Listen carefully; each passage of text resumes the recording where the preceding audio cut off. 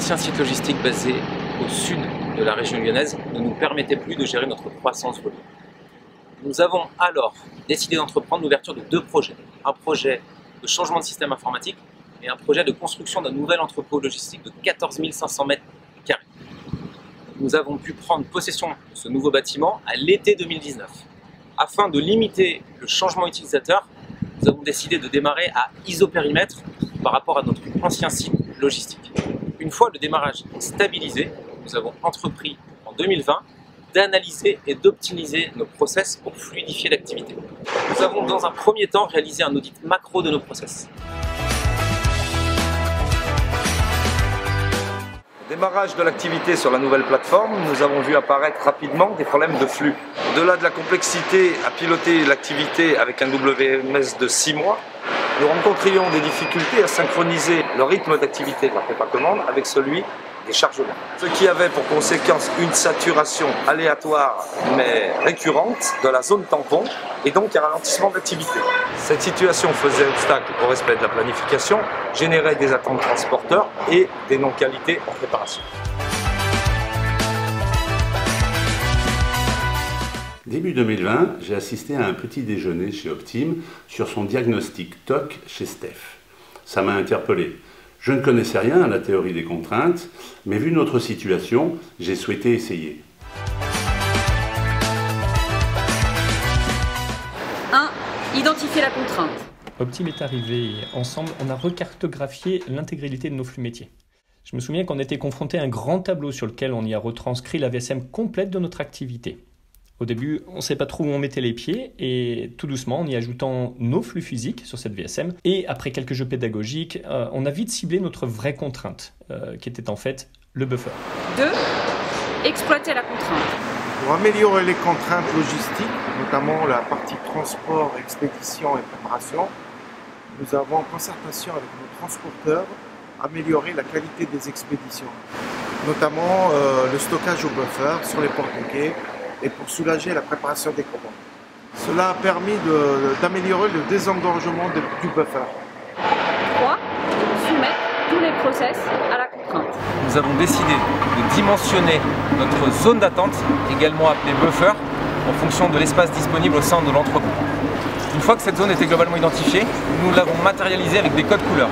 Les buffers ont des marquages prédéfinis, vert pour les palettes terminées, rouge pour les palettes non terminées, et blanche pour les palettes vides.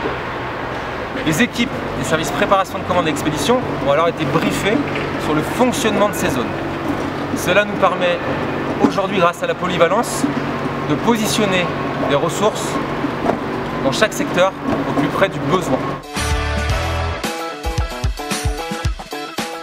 En ce qui concerne l'expédition et la préparation, auparavant les deux bureaux étaient fermés et à l'opposé, on les a ouverts pour améliorer la qualité du service. Du coup, l'activité interservice s'en retrouve plus fluide, car les informations transmises entre les leaders sont en direct, permettant de pallier au plus vite aux aléas de la journée.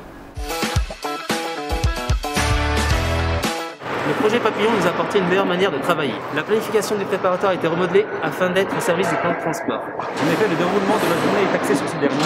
Ceci nous a permis de fluidifier la charge de travail. Pour finir, un nouveau métier a été créé, celui de préparateur agent de quai, ayant pour but de synchroniser le service expédition et préparation.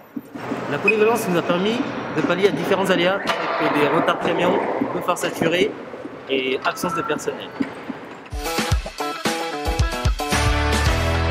Alors le picking a été retravaillé et repensé.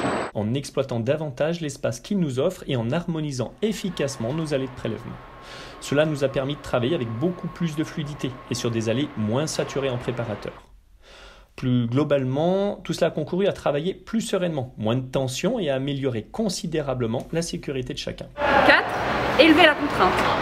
Les actions identifiées suite à la première partie analyse ont pu être menées rapidement car elles ne nécessitaient pas de moyens trop conséquents. Avant ce projet, le déroulement des journées à fort volume pourrait se révéler compliqué. Saturation des quais, risques sécuritaires pour le personnel, ce qui pouvait provoquer des tensions dans les équipes. À date, nous pouvons traiter les journées à fort volume de façon plus fluide, sans stress Le tout en sécurité et en utilisant la polyvalence interservice et intraservice sans investissement supplémentaire. 5. Recommencer. Il nous reste à date encore une partie de notre process à optimiser, à savoir le flux des expéditions. Pour cela, nous allons pouvoir travailler en autonomie en utilisant la théorie des contraintes pour nous permettre de fluidifier cette dernière partie de notre process. C'est vrai, j'étais hésitant, mais j'ai bien aimé l'approche pragmatique et ludique de la méthode.